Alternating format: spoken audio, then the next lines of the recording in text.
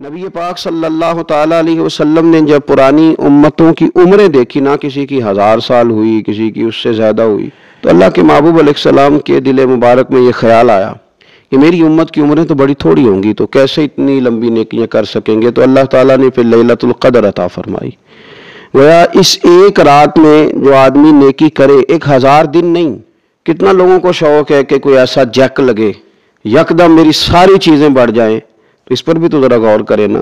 یہ ایک رات 1000 دن سے نہیں، 1000 مہینے سے افضل ہے۔ 1000 یکدم آپ کی نیکیوں کی عمر 1000 ماہ تک چلی جاتی ہے، کتنی بڑی فضیلت کی بات ہے۔ میرے رسول کریم صلی اللہ تعالیٰ علیہ وآلہ وسلم خاص توجہ دلاتے، اس رات کے حوالے سے خاص توجہ دلاتے۔ اور یہ رات کب ہوتی ہے؟ صحیح حدیث میں موجود ہے، نبی پاک صلی اللہ تعالیٰ علیہ وسلم نے فرمایا کہ اسے رمضان کے آخری عشرے میں تلاش کرو۔ گویا یہ جو 5 طاق راتیں ہیں نا، 21ویں، 23ویں، 25ویں، 27ویں، 29ویں، ان طاق راتوں میں اس رات کو تلاش کرو۔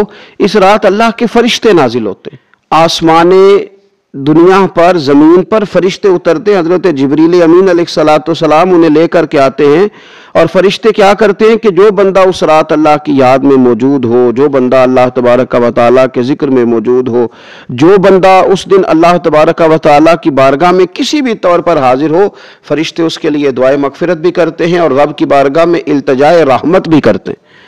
اور ایک روایت میں ہمیں یوں بھی ملتا ہے کہ فرشتے اس سے مصافحہ بھی کرتے ہیں، ہاتھ بھی ملاتے ہیں۔ دیکھیے نا کتنی سعادت مندی ہے کہ انسان عبادت کر رہا ہو اور فرشتے اس کی زیارت کو آئیں۔ ہمارے صوفیاء فرماتے ہیں تو پکا پروگرام بنا لے عبادت کا، فرشتے کئی بار تیری زیارت کو آیا کریں گے۔ اور پھر ایک اور بات یہاں بڑی قابل توجہ ہے کہ انسان جب محسوس کرتا ہے نا مجھے کچھ دیکھ رہا ہے، تو ذرا اس کی عبادت کا انداز بھی تھوڑا تبدیل ہو جاتا ہے۔ تو اگر یہ ذہن ہو ہمارا کہ ہمیں فرشتے دیکھ رہے ہیں اور وہ والی مخلوق دیکھ رہی ہے جو ہماری ڈائری ڈائریکٹ لے جا کے ہمارے رب کی بارگاہ میں پیش کرے، تو پھر کچھ زیادہ ہی توجہ مسلمان کی ہونی چاہیے، زیادہ ہی انہماک ہونا چاہیے، وہ کھو جائے۔ ٹھیک ہے ہم کمزور بھی ہیں، ہمارے اندر کچھ پریشانیاں بھی ہیں، ہماری بیماریاں بھی ہیں، ہم لاغر بھی ہیں، ضعف بھی آ جاتا ہے، تھکاوٹ بھی ہمیں آ لیتی ہے، لیکن لمبی تو بات ہی کوئی نہیں، 5 تو طاق راتیں۔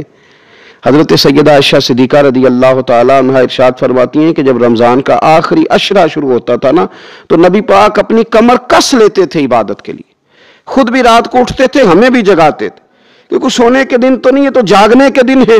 ساون کی کالی راتوں میں جب بوندا باندی ہوتی ہے، وہ راتوں کو اٹھ اٹھ روتے ہیں جب خلقت ساری سوتی ہے۔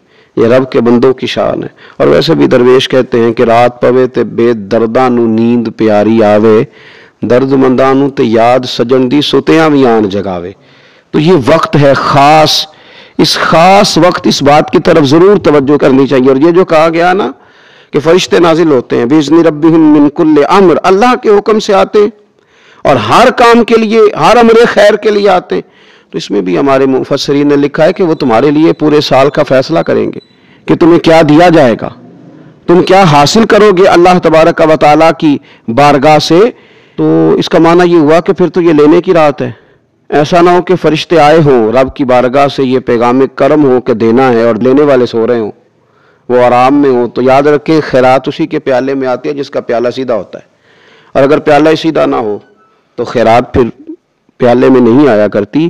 تو پھر اس کو جو کہا گیا نا کہ یہ سلامتی والی ہے، تو اس میں ایک اور بات بھی ہمارے پھر مفسرین نے لکھی ہے کہ اس رات، شیطان تو ویسے ہی قید ہے، اس رات بندے کا نفس بھی نہیں اسے تنگ کرتا۔